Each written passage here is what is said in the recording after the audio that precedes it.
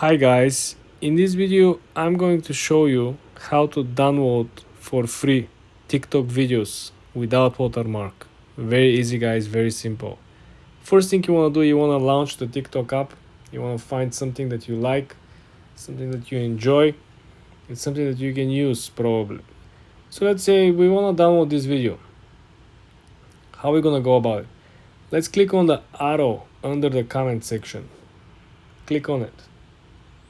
Now, if you scroll 1, 2, or 3, you have 3 different options over here.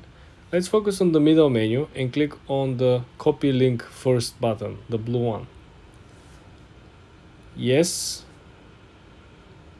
Now we could simply, after we copy the link, we can essentially go to the second step, which is to find a website or app that could help us download without watermark. I want you to go on Google Chrome and I want you to look for this app over here. It's called snaptik.app. You can click on it and let's paste the link from the video that we just copied. Then click download.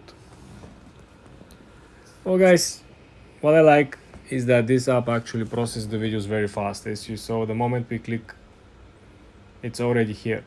So you can simply download the quality that you like over here and then do whatever you want with the video.